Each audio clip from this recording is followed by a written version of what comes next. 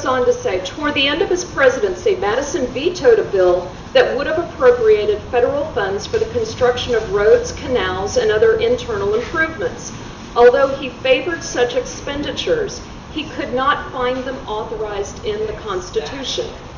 More to the point, he rejected the claim that the General Welfare Clause was all the authorization they needed. So expansive an interpretation of that clause would render, quote, the special and careful enumeration of powers which follow the clause nugatory and improper, unquote, he said.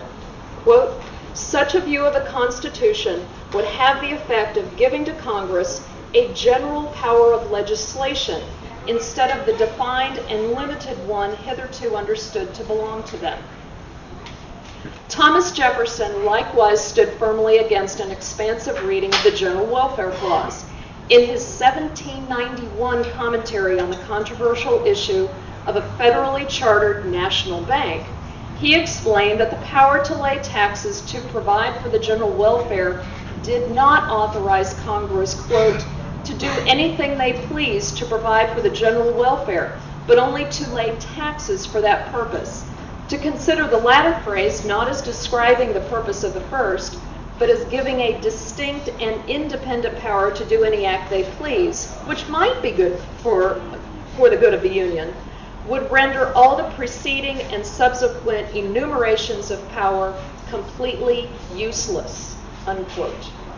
Moreover, such a reading, quote, would reduce the whole instrument to a single phrase, that of instituting a Congress with power to do whatever would be for the good of the United States. Yep. And as they would be the sole judges of the good or evil, it would be also a power to do whatever evil they please, unquote.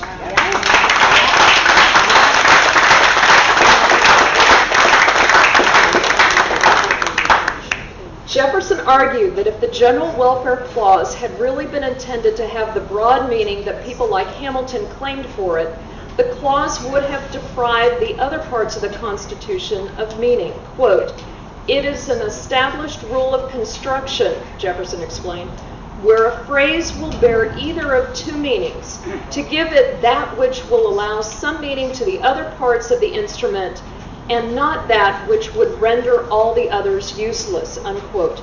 Therefore, the broad interpretation could not be the correct one.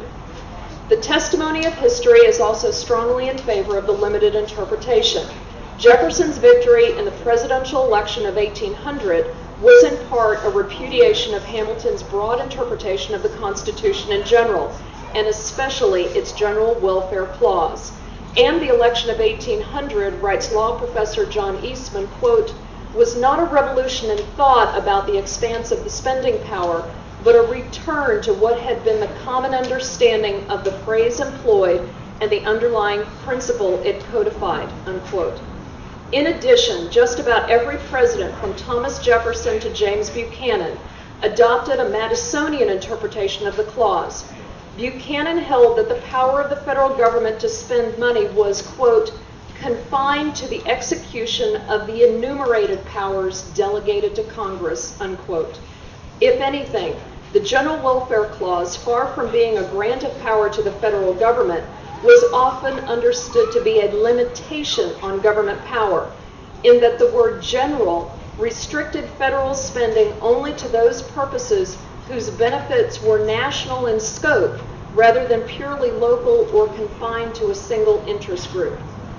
In case the dangers of a broad interpretation of the General Welfare Clause are not obvious, consider this.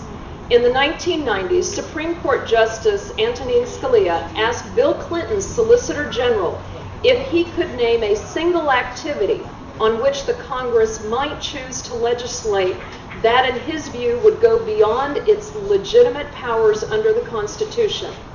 He could not. This is from Thomas E. Woods Jr.'s book called 33 Questions About American History You're Not Supposed to Ask. Bobby Scott's wrong. The Constitution stands.